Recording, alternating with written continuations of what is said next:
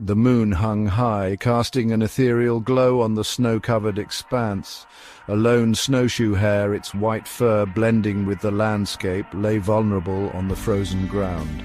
Its breath rose in ragged gasps, forming fleeting clouds in the frigid air.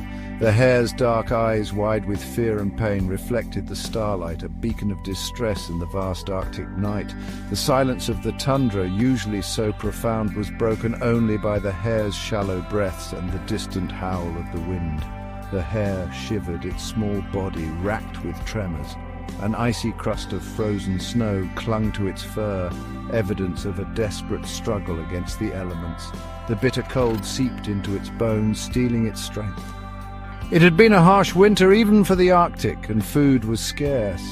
Weakened and alone, the hare was easy prey for the predators that roamed the frozen plains. The silence of the night was shattered by the distant howl of wolves, their eerie cries echoing across the frozen wasteland. The hare's ears twitched nervously, its nose twitching as it caught the scent of danger on the wind. The shadows of the wolves, long and menacing, danced in the moonlight, drawing closer with each passing moment. Panic surged through the hare's small body. It struggled to rise, its legs trembling beneath it. Pain shot through its right foreleg, preventing it from putting any weight on it. The wolves were getting closer, their hungry eyes gleaming in the darkness. The hare knew it wouldn't stand a chance if they caught it. It was a race against time, a desperate fight for survival.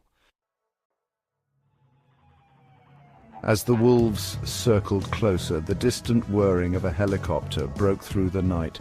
Twin beams of light cut through the darkness, scanning the snow-covered landscape. The wolves, startled by the sudden intrusion, hesitated, their heads turning towards the sound. The helicopter, a beacon of hope in the vast Arctic wilderness, descended towards the distressed hare. On board the helicopter was a team of dedicated wildlife rescuers, their mission to locate and save the injured hare. They had received a distress call from a group of researchers who had been tracking the hare's movements and noticed its increasingly desperate plight. The team, equipped with medical supplies, nets, and a stretcher, was prepared for any challenge the Arctic could throw at them. Section 4. A gentle touch. The helicopter landed a safe distance from the hare, its rotors stirring up a whirlwind of snow.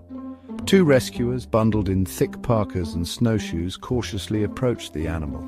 Their movements were slow and deliberate, designed to avoid startling the already frightened creature. As they drew closer, they could see the extent of the hare's injuries. Its right foreleg was clearly broken, twisted at an unnatural angle.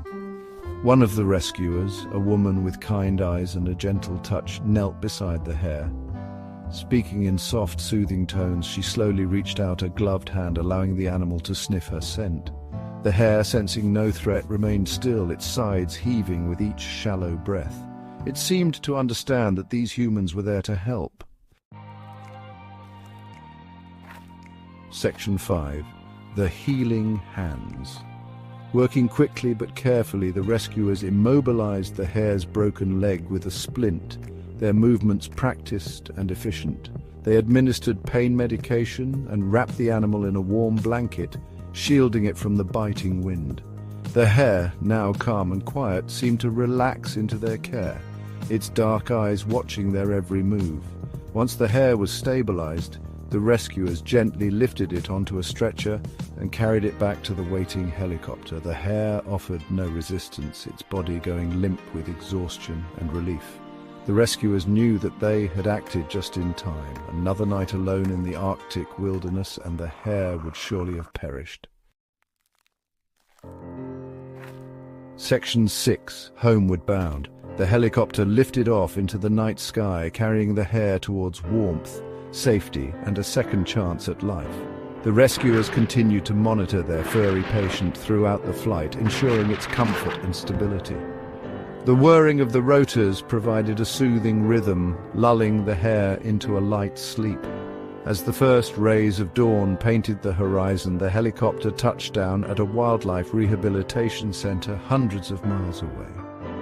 The hare, now fully awake and alert, was transferred to a warm, comfortable enclosure where it would receive expert medical care and rehabilitation. The journey to survival had just begun.